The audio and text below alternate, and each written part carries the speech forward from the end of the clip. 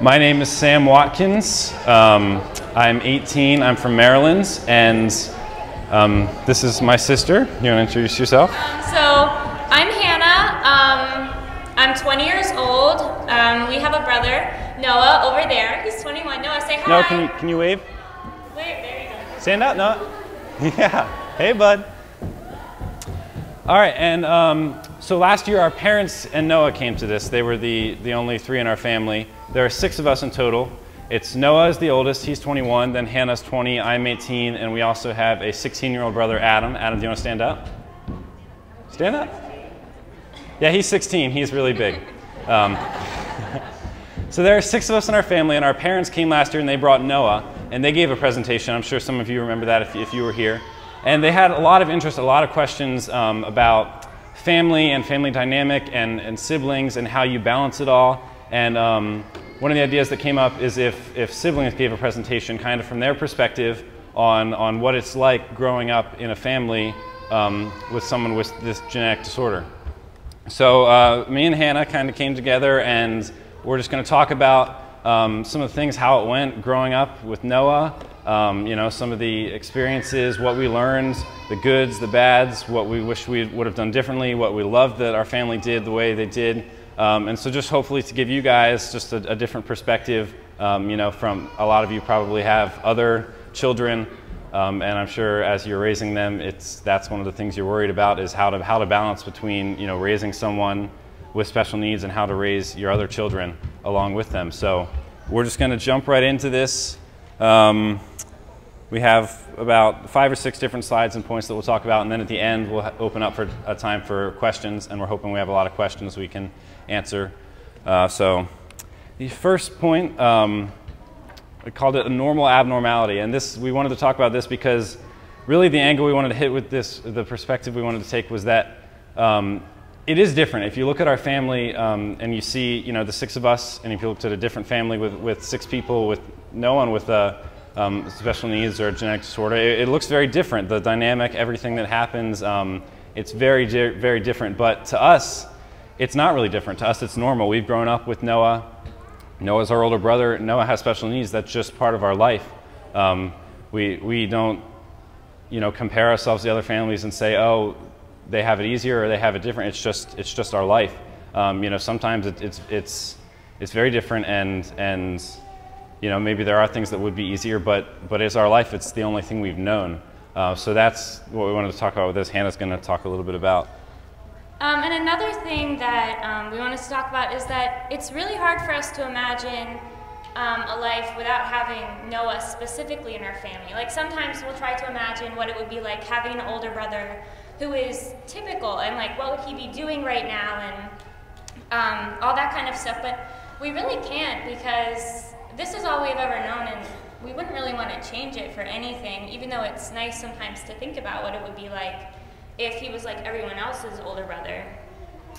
Yeah, I remember times growing up, you know, I think Noah's about 3 years older than me, so there'd be times I think when he was, you know, 16 or 17, I think, you know, what would it be like if Noah was 16 now and he had his license and he could drive and we'd go places, you know, and I try to imagine it, but I really couldn't, and it's just something that you can't really comprehend or think about, you know, in a plausible way. It's just Noah is who he is, and he's our brother, and he's a part of our family, and that's just who we are. So it's very different than other families may be, but you know, to us and probably to your other children, it's what they know. It's normal, you know, and it's a wonderful thing. It's different. It can be challenging, but it's a wonderful thing. Anything else on that point? The next one, it's called In a World of Our Own, and Hannah's going to talk about this first. So one of the things growing up with a brother like Noah is that it's kind of hard for other people to relate to us. You know, Noah was super fun to grow up with and always the happiest kid, but he would have a lot of issues like potty training and some behavioral issues, and just having someone that's different is hard for other people to understand. And we do have a lot of friends and a lot of people that we know that try their best to, you know, empathize with us and be there for us, but really, like, it can be very isolating. trying to talk about like what issues you're having at home when no one else can really understand. And we do have wonderful friends. Like we brought our friend McKenna, who is really close to our family, and she's wonderful with Noah. And she's probably one of the, what would you say? One of the people in our life who probably understands best and does best with it, and because she's grown up with our family. But we've kind of come to this point of just understanding and being okay with kind of being the only ones that will ever understand it. And it's nice that we have each other because we can all relate to the same thing. Yeah, and that's the other thing we want to talk about is it's really about a balance between family and especially for your other children and for us growing up, this was really big, was balance between family because they're the ones who understand. They understand the struggles, what you really do, because it's different. My friends, I have some great friends who really good guys. They love Noah, they understand, but they'll never know what it's like to be out in public and have to take your brother to the bathroom or change his pants or wipe him or clean up after him. They just won't be able to understand that. That's something that they're great people. And I love them. They're my friends, but they will never. That's just a part of my life that they really can't understand, and that's okay. That's just how it is. But there's something about family, because family knows that, they understand, they know what you go through, that is really powerful, and you really need to spend time cultivating it and talking about that as a family, but also knowing that for us it was important sometimes to get away and not have to be around our family and that dynamic, and just to get around our friends and be kids with them and forget about that for a while, because it is a very different reality.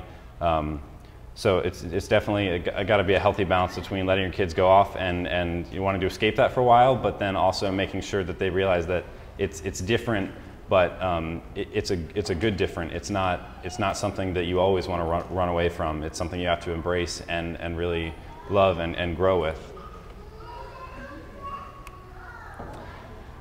Behaviors go both ways. This was something, it's still something that's very challenging as a sibling, of someone with these special needs, is there are a lot of behaviors, and I know as parents you probably, struggle with this all the time. Behaviors are hard, they're hard to deal with, but as a sibling they're also hard. As a sibling, sometimes, especially when we were younger, it was hard to understand, and sometimes it seemed really unfair, that we had to put up with this and we had to deal with this, and my friends, they don't have siblings that they have to deal with those behaviors, and why do I have to deal with this?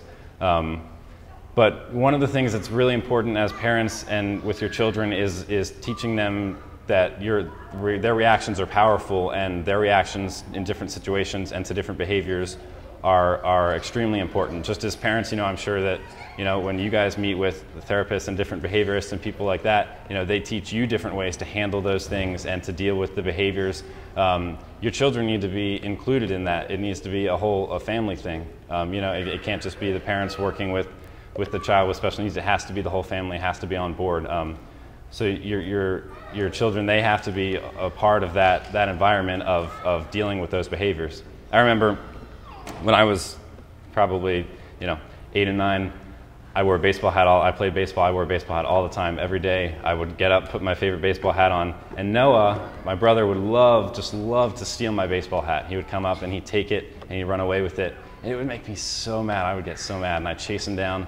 And then my parents, after a while, it would get really bad. I'd get so mad at Noah, I would just yell at him. And after a while, they sat me down and they said, "Look, we know this is hard. We know you don't like when he takes your baseball hat, but one of the things that we've learned, and one of the things that you have to learn, is that ignoring him is the best thing to do. Ignoring him is the most powerful thing." And was really hard as an 8 and 9-year-old. When your brother takes something from you, you want to go, pound him and beat up on him, But I learned after a while it worked. Noah, he was looking for that reaction. I'm sure you've seen it. The reactions are powerful. He was looking for that reaction. So he'd come and I'd be on the couch. He'd take my baseball hat and run away. And my natural urge, I just wanted to chase him down, pound him, still get my baseball hat back. But I had to tell myself, no, I can't do it. I have to sit here, give it 5 minutes, give it 10 minutes, walk over there. The baseball hat's going to be on the ground because he doesn't care anymore because I didn't give him that reaction. So teaching your children that and learning that as a family is a really powerful and important thing. And another way that your other kids can be super helpful in trying to understand Communication. Yeah, is communication. Noah makes up his own sign language, which can be really confusing at times. And, you know, we are kind of his first, you know, like line of defense. You know, like he comes to us and it's our job to figure out like what he's talking about and what he wants. And it can be really frustrating when he's doing some sign that you've never seen before. And he's just doing it over and over and over again and getting super upset because no one understands him. And, you know, we have to go with him. We have to follow him and around the house and see what he wants. And we've done that so many times. And, but, you know, I think that it's also a great way for us to bond with him. Like, he's just like another sibling. And I don't know, that kind of seems hard. But, you know, I feel like sometimes families with disabilities, it's, you know, their children and then the one with special needs, and there's kind of like this divide. And it's hard for them to like relate with each other and really feel like they are just siblings. But I guess being so close to Noah and being so impactful in the way that he communicates and shaping his behaviors has really helped us bond with him, and he's just one of us. Yeah. And I'm sure as parents, you know that picking up on mood and temperament are a big thing. You know, and as siblings, that's important too. If Adam's in a really grumpy mood, don't mess with him. Don't leave him on the couch. Let him have his, you know, tantrum. Don't go over. You know, and it's the same way with Noah. You can pick up. You know, Noah's in a great mood. I can go joke around with him. That's one of my favorite things. Having Noah as my brother is I love to make jokes with him. Noah is slowly balding, and sometimes I'll go up to him when he's in a good mood, and I'll tap his head and say, "Bald spot." He just loves it. Sometimes he laughs, and then when he's not in a great mood and I try to do that, it doesn't go so well. So picking up on mood and temperament are really important for you to work with your children on, and for siblings to learn, because, you know, just like any other sibling, when Noah's not in a good mood, leave him alone. Don't go over and try to play with him. Don't, you know, it's just like any other sibling relationship. You got to be able to pick up on the mood and temperament, and sometimes some things are good and sometimes they're bad. So that's a really important thing as well.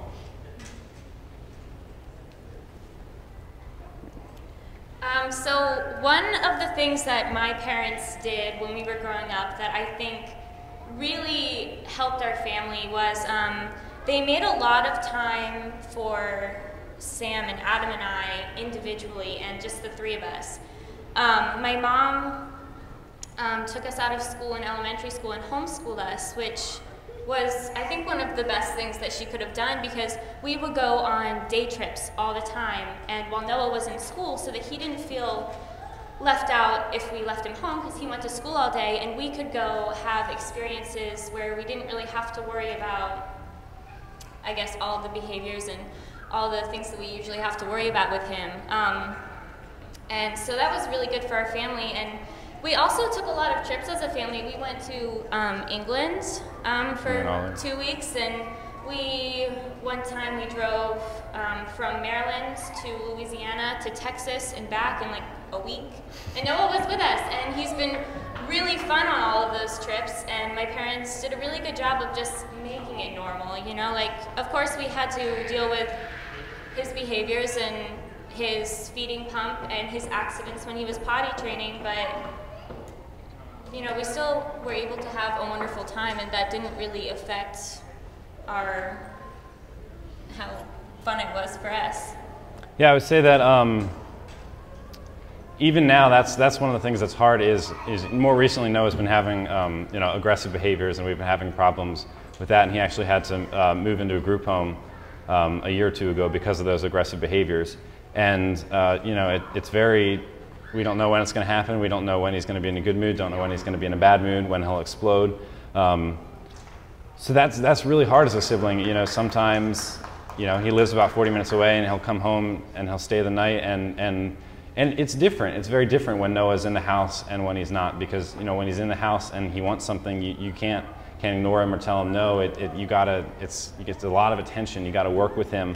You know, so sometimes there is the temptation as a sibling. There is that thought that, you know, this would be a lot simpler if we just kind of left Noah at his house tonight, and we did something as a family, and we didn't include him in this. But sometimes, like I said before, it's it's okay to want to get away from that. It's okay for a sibling to feel that way because it is hard. But other times, you gotta embrace it and accept that he's your brother and he should be there for that experience. He should be there for that. He shouldn't have to miss out just because his behaviors or not wanting to have to deal with it and give him that attention. So it's got to be about a balance. I would say that you're as a parent you can't make your kids feel bad for thinking that way because sometimes it is hard and you do have that thought, oh, it would be so much simpler if Noah wasn't here for this. But it's got to be about a balance and making them understand that that's how it is and it can be a great thing. And it's hard, it's different, but it can be a great thing. And the other thing I would say that my parents tried to do that I really liked was from a young age they figured out what made us feel loved and feel special. And when Noah was little and they were running him from this appointment to that appointment, or we were down in the city in Baltimore for Johns Hopkins for this or that, it takes a lot of time. I'm sure you guys know it takes a lot of time out of your family schedule to do that kind of thing. And it can be hard to pay attention and give time to your other children. But my parents were very strategic about doing that and doing things that made us feel loved. Like if they had to spend a bunch of time with Noah down in Baltimore at those appointments, maybe they would know where we love to eat, and they would give someone money and have them take us out to eat at that place, and they would do things. Maybe it wasn't all the time because they couldn't spend all the time with us that they spent with Noah because it's just different. But they figured out the things that really made us feel loved and special, and that they cared about us just as much and showed us those things because I'm sure you love all your children, but it's just different. I'm sure you know that as parents that you can't give quite as much time to your other children as you have to. With your child with special needs, but that doesn't mean you care about your other children any less or love them any less. It's just different, and you have to figure out how to make them feel as loved and special. And that can be a hard thing, but it's a very important thing for your family. This is our last slide, our last point. We wanted to put this at the end because this is what we really wanted to drive home to leave you guys with was it's all worth it as a sibling. It's hard. Sometimes it really stinks as a sibling. It's just Noah's throwing a fit in public and throwing things off shelves in the store, and it's hard. It's embarrassing. You're thinking to yourself, why is this happening? Why couldn't this just be more normal? Why does it have to be like this? But when I look at our family and I look at my siblings and I look at myself, there's no other way I would have wanted to have it. There's no alternative I would have preferred. Noah is an amazing person. Noah's an amazing brother. He's part of our family. I love Noah so much. He's my brother. He's the only older brother I ever would want to have. And it's hard, like my friends who have older brothers, they don't. On the way, we drove down here from Maryland. My parents were already somewhere else, so me and Hannah and Noah and her friend drove down here, like 20 hours in the car or something. We got about 5 hours in, and we realized that Noah had an accident and peed his pants, so we had to stop, and they went to Starbucks and got drinks, and I took Noah to the bathroom, and his shorts were covered in pee, and I had to take him to the bathroom and change him and got back in the car, but. I was thinking while I was doing that, I've done that so many times in my life that it didn't really faze me. It wasn't, oh my gosh, why am I having to deal with this? It was this is the problem that's in front of me. How am I going to fix it? How am I going to get back in the car and back on the road? And it wasn't. This isn't fair. It was just my reality. It's just my life. Having Noah as a brother, he obsesses over pictures. He loves pictures of people, and he wants them in certain places. And recently, his obsession has been taping pictures onto the cars. I don't know why, but he just loves to do that. So he loves the process of printing the picture out. He loves, he'll find a picture on the phone that he really wants. He loves to look through our phones, find a picture he wants, then we have to go to CVS or somewhere and get it printed, the like 1 minute photo or something. So we go get it printed, then we take some tape and we tape it up wherever he wants it. And it's really random. You never know where he's going to want it, what picture he's going to want. It's so random. I don't know why he obsesses over that, but he does. So on the way down here, that was one of the things. At the very beginning of the road trip, he found a picture he wanted printed, and we said, all right, Noah, we're driving to Knoxville tonight. Before we go to the hotel, we'll go to CVS, we'll print it, and let you tape it to the car. And he was good. He didn't have any behaviors. He understood that, you know, but that was one of the things that we were, you know, dead tired. I've been driving for like 10 hours. Part of me didn't really want to go to CVS and print a picture, just wanted to go to the hotel, but that was something, you know, as Noah's brother, I knew, all right, this was the deal I made with him. I have to go to CVS, I have to print this picture, I have to put it on the car. You know, so those kind of things that most people wouldn't have to think about or deal with, they're just part of our reality, part of our world. And I love the way it is. I love our family. I love our family dynamic. It's not normal. You know, growing up with Noah is not normal. It's different, but it's a really wonderful and amazing thing. Yeah, I'd say your other kids are going to be some of the most empathetic people I think that you've ever met, because we can't be selfish a lot of the time, because, you know, Noah needs us, and Noah can't talk, and Noah can't do a lot of things by himself, so it's our job to do it. But I think that we're all of us definitely better off because of it, and I think that I'm able to relate to other people who are going through problems in their life and who are different than me so much more than if I hadn't had Noah as my brother. And I think for me specifically, I'm actually in school for nursing now, and I don't know if that's something that I would have chosen to do if I hadn't had Noah. You know, like, I grew up working his feeding pump and changing his diapers, like my older brother, and I think that definitely is what gave me the desire to go and do that for other people for the rest of my life, and love it. So he's really shaped who I am career-wise and just as a person, and really just everything, and I think I'm so much better because of it.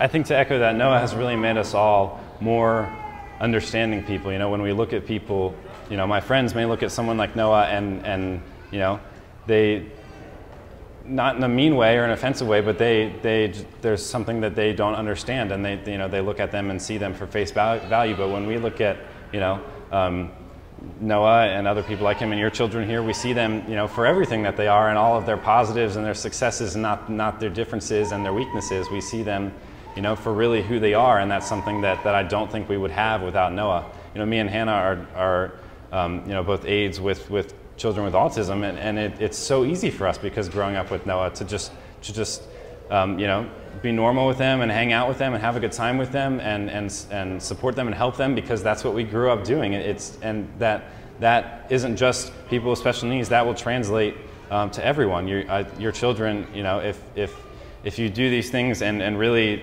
take time to focus on your family and your other children and raising them like this, they will be incredibly understanding people, and that's not just special needs, that's everyone. Everyone they meet, they'll see them for really who they are and their successes as people, and not just their differences. So that's our word, our what we wanted to share with you guys. We have a time for questions now. We really are hoping you guys have a lot of questions that you know, as parents, things you've wondered about. There's a microphone over there. My dad or brother is going to run that around to you. I was curious how your parents first explained it to you. I have a 5-year-old, so, you know, when I'm going to share with 5-year-old, when I'm going to share with my husband, you know, that kind of conversation. So we started the conversation, but, you know. Do you want to talk about well, I think for me, Noah and I are only 15 months apart, so Noah's really all I've ever known, and we kind of hit a lot of milestones at the same time since he was a little bit delayed.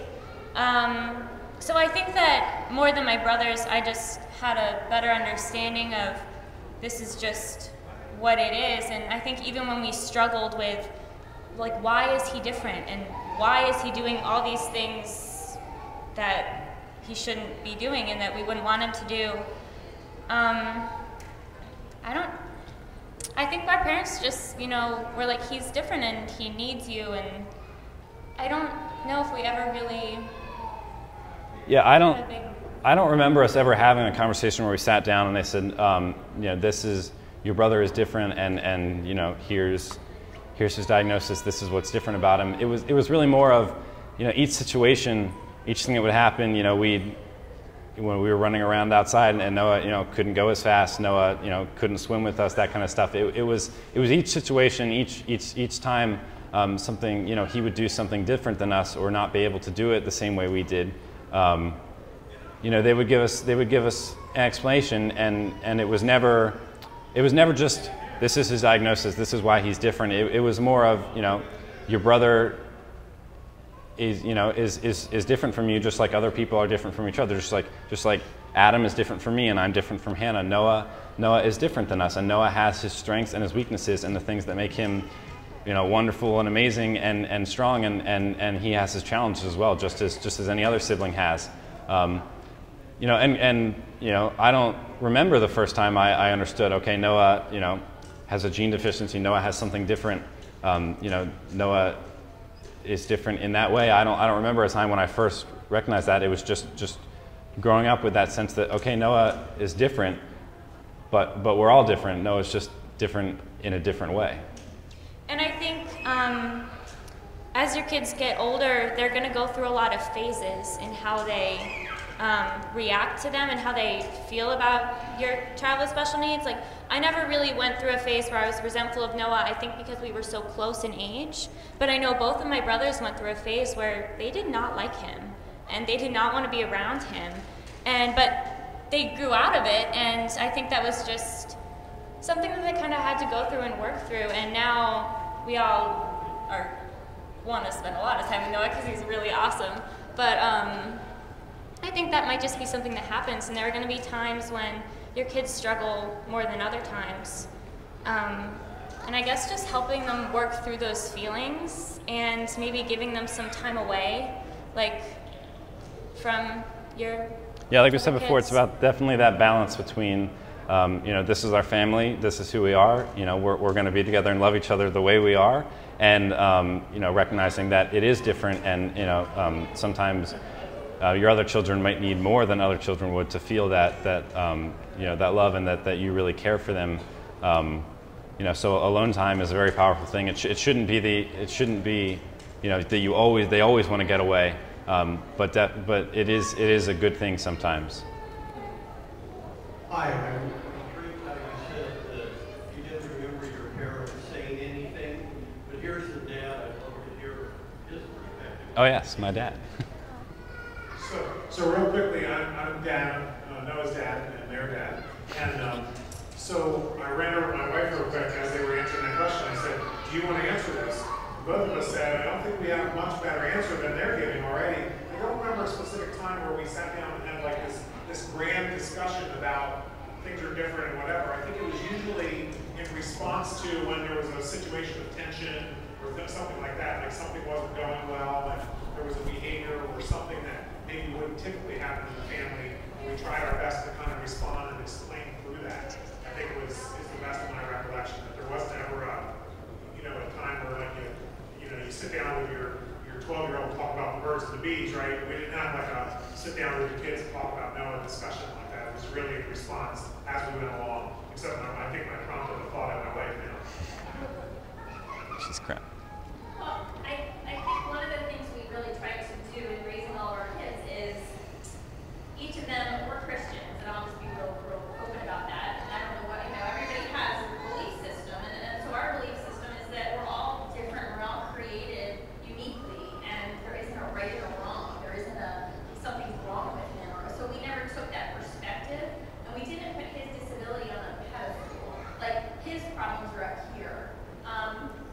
Each of our kids had great gifts and great challenges growing up. So, Samuel had really severe allergies, deadly allergies. So we always had to be careful with him in restaurants and out. Adam's type 1 diabetic. Hannah always struggled with the fact that nothing was wrong with her. That was her biggest challenge. There's nothing wrong with her. So each of them had something, right, that kind of was a struggle for them, and each of them had things that made them, just really unique and different in a very positive way. So I don't know, I think we always try never to put Noah's up here, as Noah's is so much more extreme. We just wanted to kind of tone it down and this is just life for Noah. And, life for Adam is, he's constantly crooking his finger and wearing meters and wearing, but he's, everybody just goes on about their daily life, and we try not to make it feel so extraordinary.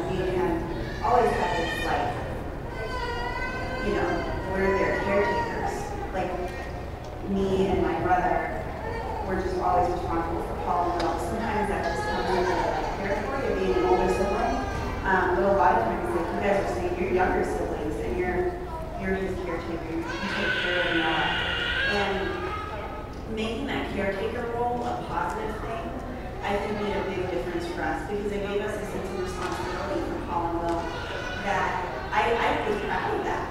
Like I was 12 years old and I was like, I know how to take care of babies better than a lot of moms because I've been changing diapers for however long. I'm 8 years older than Collinville, so being able to be an active role and an active caretaker for them was a really positive thing for us. It wasn't always like sometimes when my mom was dealing with one twin and then the other twin would have an accident, that was just annoying because I was doing what I wanted to do, and then it was all of a sudden, hey, I need you to go clean the poop off the crib. And that was something that sometimes it really sucked. And it's okay for it to suck. And it's okay for you to let your kids feel like it sucks. But just giving them a positive role in their care, I think is a huge thing that made it easier for me to understand that because I felt like I understand what they need, and because I understand what they need, I can explain what's wrong with them to other people better, to my friends who came over. So that was a really big help for me, just to feel like I had a role in their life other than just a sideshow, because our family felt like a sideshow a lot of the time. Yeah, if I could just add one thing on that real quick.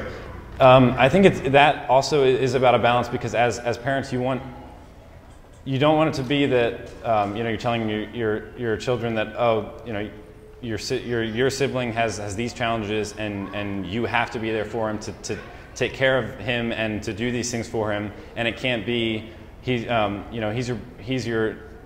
they're your sibling. Because they're so different. You don't have to deal with that. It has to be about a balance between encouraging them to take that upon themselves. I know, when we were younger and we'd have to clean up Noah. He had an accident. The most powerful thing. It sucked while I was doing it. I didn't want to be wiping my brother's butt and cleaning him up in a public bathroom. But the most powerful thing was when my parents would come to me after that and say, you're a really great brother. That was we know that your friends don't have to do that kind of thing. Thank you, for taking care of Noah like that. That was the most powerful thing for me was my parents' words and my parents, giving me that recognition and saying, we know that this is not normal, but because it's the situation you're in, this is how you acted. Hi, I'm Brad. I just want to say something to both of you, and then I had a question to both of you. I really enjoyed your presentation, so thanks for taking the time to hop up here and share your experience.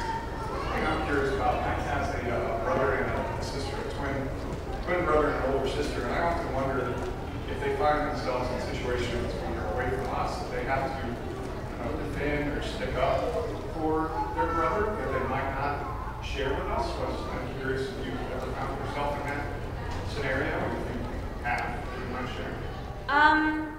Honestly, most of the people in my life have been really accepting of Noah, and even if at first they might be a little bit scared of him because he's very different and he makes a lot of loud noises, but mostly they come around and they just learn to be one of his best friends.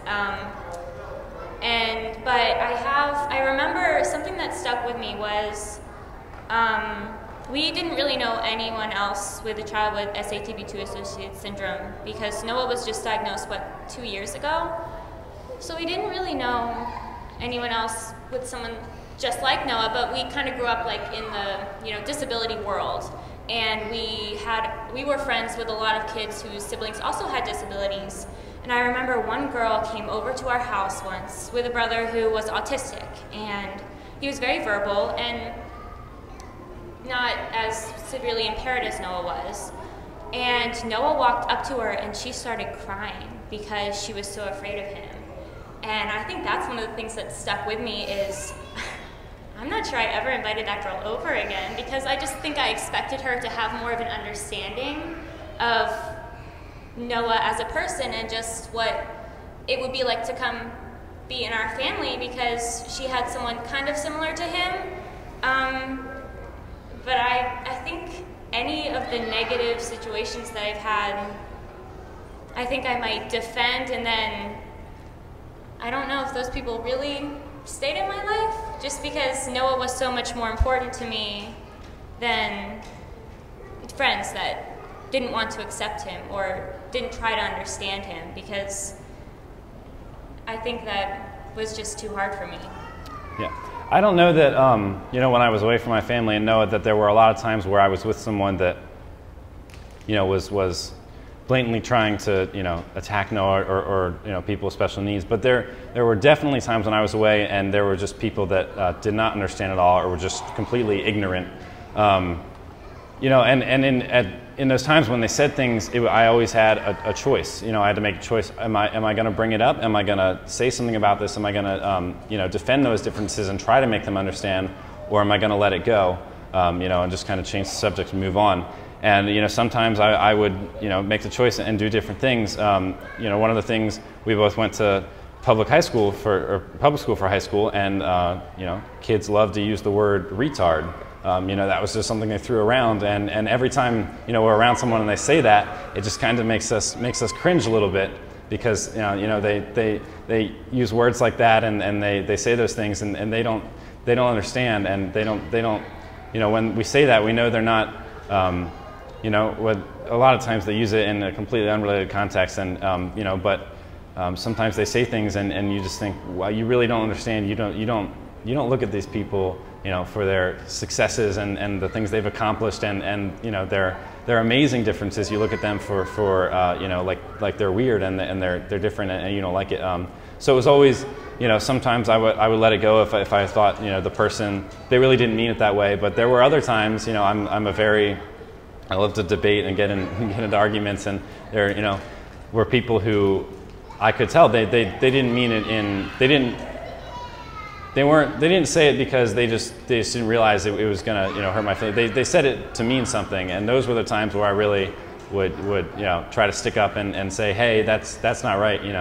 My brother Noah is amazing, and he has special needs, but he can accomplish so much, and he brings so much to our family and to our lives. Just because he's different doesn't mean he's this way. So definitely there are going to be, I'd say there are going to be times where people don't understand or are ignorant, and those are the times where you kind of have to make the decision. Do I say something? Do I just defend Noah, or do I just kind of let it go?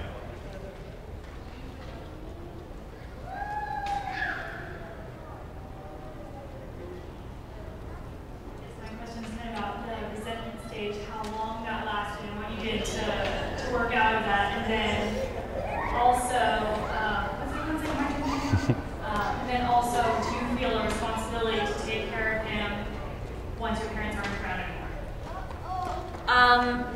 So I'll touch on the second half of your question, because I didn't really go through a resentment stage. I'm not really sure why. I assume it's because we're so close, and so Noah's really all I've ever known.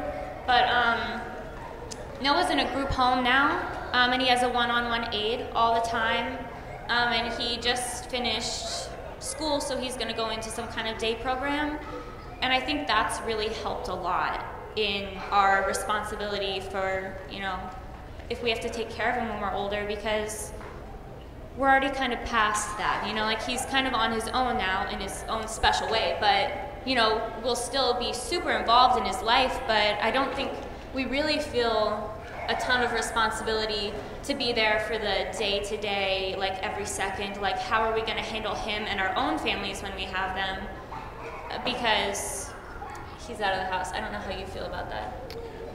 Yeah, I'll hit on the second part and then go back to the first part, but definitely with the first part, Noah's often in a group home, and there are people that take care of him, but as my parents struggle with people in the group home, they don't care about Noah in the same way we do, just because he's not part of their family and it's a job for them.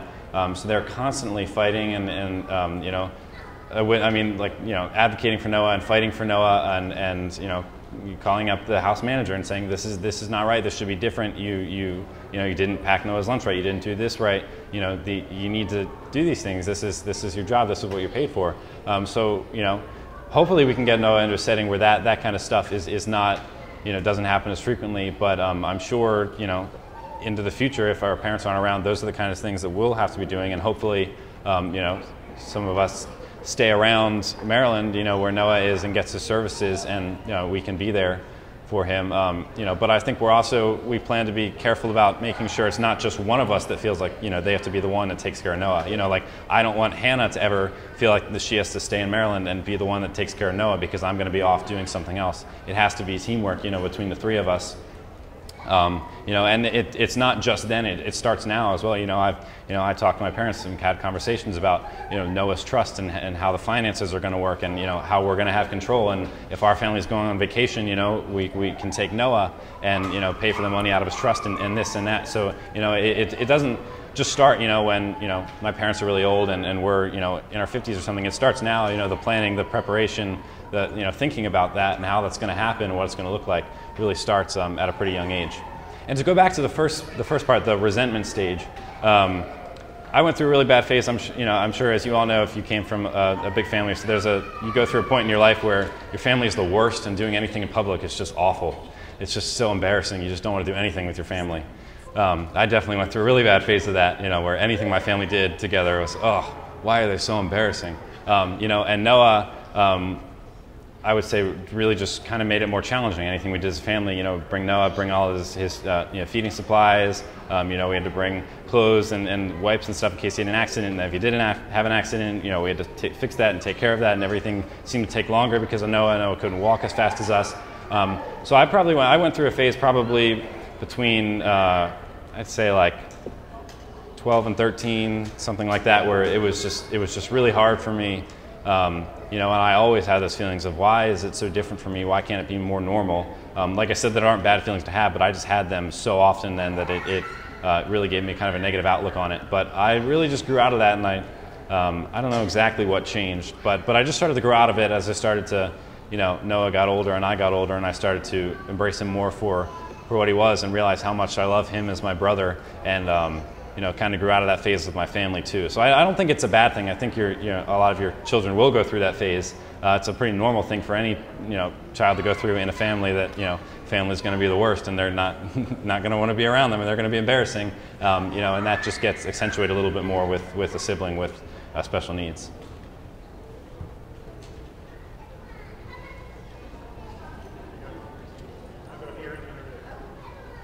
I'm just curious because your family didn't receive Noah's diagnosis until he was much older. How did you all feel when you actually heard what his diagnosis was and were connected to this group? I'm just curious what that feeling was like to realize that, wow, there's these other kids that are just like my brother. I think at first I just was like, all right, like we finally just have a name for it. Like it didn't change how we reacted to Noah or what we'd always done. But then seeing him last year come to this conference and pictures of all the other kids who looked pretty much just like him, like that was the coolest thing ever for me. And I was like, I don't know if it was like a sense of belonging, but it was just, we aren't alone anymore. And it was really cool, like, especially for him, like, oh my gosh, like it must have been so cool for him to come here and see all these kids just like him. And I think that was the coolest part for me, was for him, how cool that was. Yeah, I would say for me, it wasn't so much that like when I heard it was like, all right, like something's been answered, like something changes, because, we've just always loved Noah the way he is, and Noah, has his challenges and is different in his own ways. So when we heard, like, oh, this is, the specific genetic disorder, it wasn't so much like, oh, like now there's an answer, there's, they're going to do research and things, could be different. But at first, it wasn't really that big of a deal for me. I thought it was cool. My mom was on the Facebook group and she was talking to people all over the world, and I thought that was cool, but it didn't really change much for me. But like Hannah said, definitely when they came last year, it was like, wow, like it's crazy to think that there are people out there who understand almost exactly, people who know exactly what it's like. And then being here has been crazy, seeing, some people that, reminded me of Noah when he was little, or, I saw a girl this morning that was standing in the exact same way that Noah does, with his arms back and laughing the same way, and kids with monkeys, just like Noah loves monkeys, and it's really crazy, and it's a really awesome thing to be able to experience this, after, because when we were younger, we didn't expect that there would ever be anything like this. So it's a really cool thing.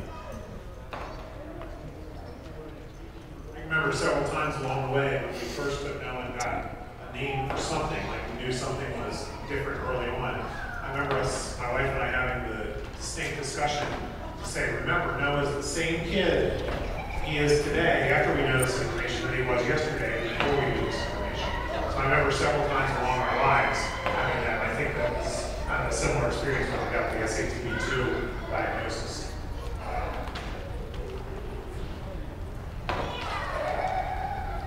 What do you do when someone teases you about your brother?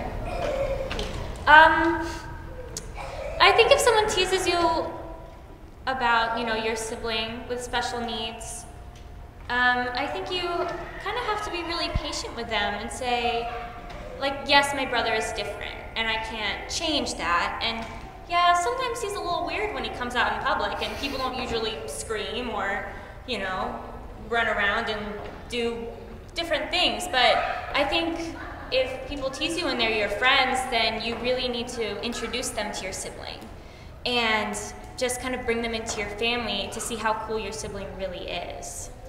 I think that's the most important thing. Would you agree?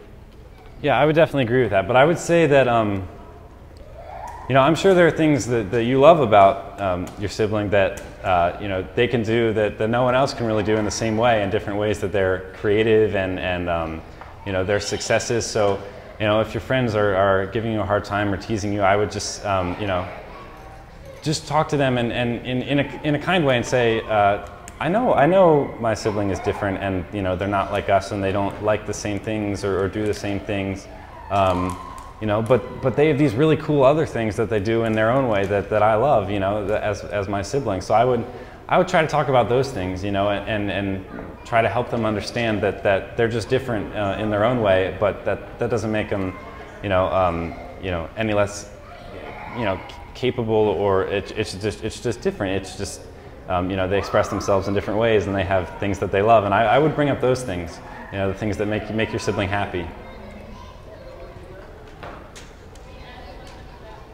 And one of the things this reminds me of, I'm wondering if you remember, is the time when Noah was playing Challenger baseball in Brunswick. And you got to be his buddy. And, sorry guys. And one time when they were making the assignments, they were going to assign me not to be in his group. I don't know if you remember that. Yeah, I actually have a picture of that up here. When I was little, I played Little League Baseball. I had really long, ugly hair then, so just ignore that. But this is Noah. Noah played for a Challenger Baseball League with other kids with special needs, and I played for the local Little League. And they, once a year, they would team up and they do a game where the regular Little League plays with the Challenger Little League. And we were doing that game, and they would, each kid on the Challenger team had a regular Little League buddy that would help them in the field and running the bases. And we got, they would get assigned, and I remember I was really distraught and unhappy when I saw that, and I wasn't going to get to be with Noah, because I think it was hard for me to think that another kid was going to get to be with Noah, and that's my brother, and I understand Noah, and I know how to help Noah hit the ball and catch the ball, and I know what to say, and I know the right thing to do. So that was definitely one of those times, and my parents, as you can see, really remember that was a time where I really owned having Noah as my brother and was proud of that, and didn't want another kid to get to experience that with Noah. I wanted that with my brother.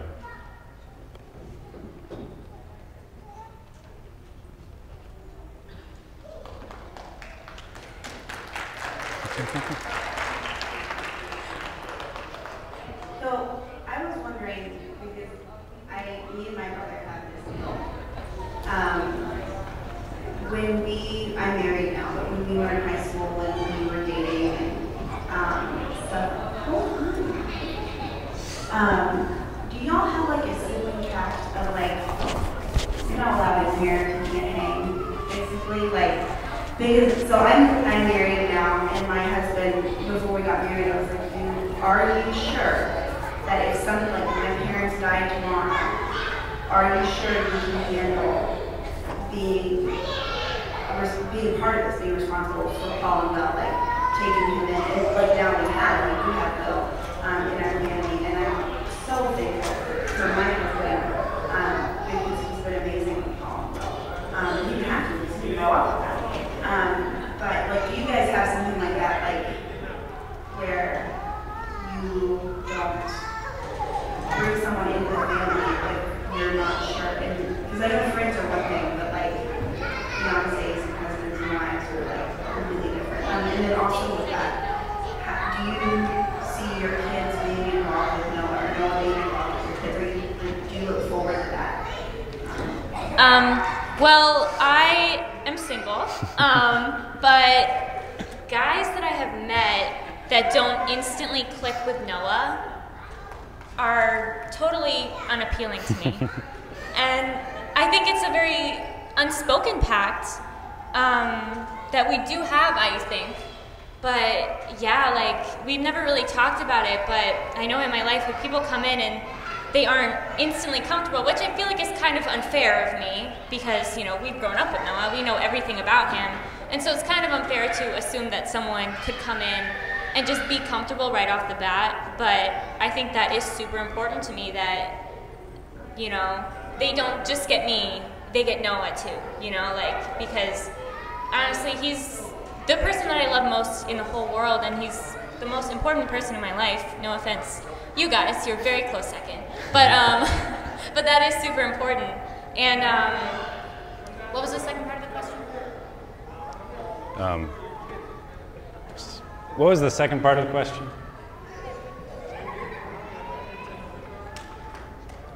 I'm not a good projector. When you know, initially, if you do have kids, do you see making sure that they're really involved with Noah and like? Yeah. Well, I love kids, and I babysit a lot. And a lot of the time, I bring the kids to my house for sleepovers. And Noah loves them. He will obsess for weeks. He'll point at the couch where they were sitting and be like, the babies, the babies.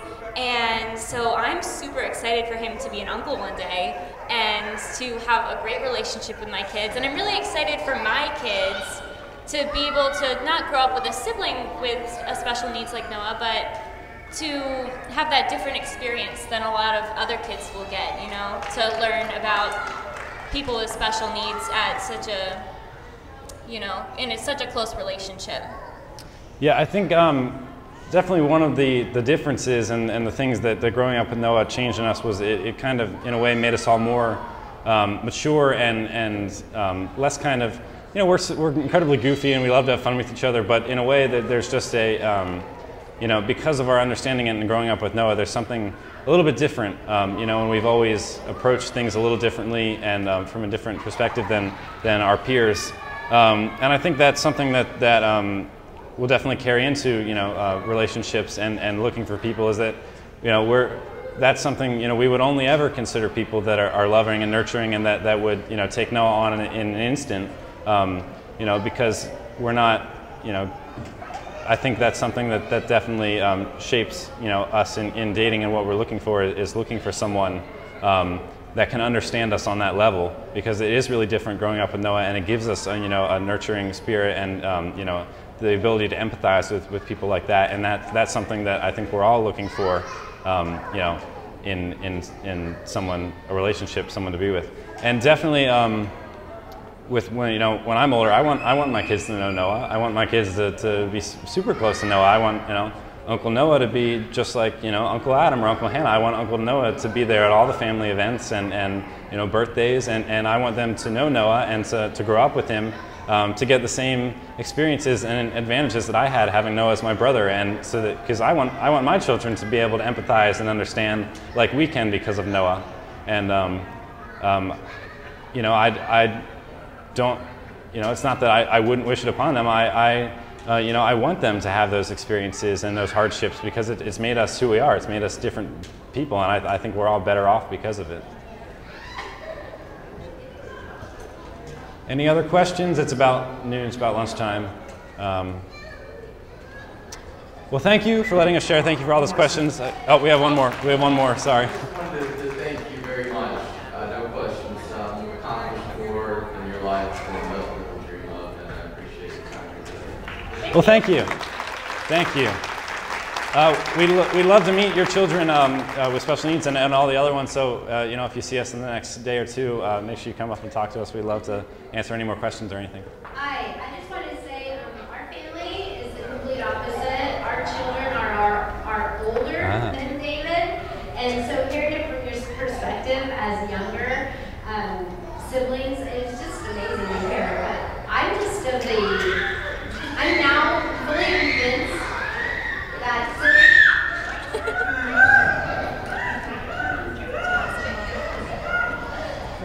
I am fully convinced that brothers and sisters who have special needs are the most amazing people in the world. I was prejudiced before because I thought it was only my kids. But no, I really believe that it truly does make our children amazing people. They are far more tolerant, far more understanding. My kids are adults, and I know you guys are getting there, one of you, both of you, but I just think that the world is a better place because of our little guys, but I think it's because of their brothers and sisters like you two. Thank you guys. Oh, well, thank you.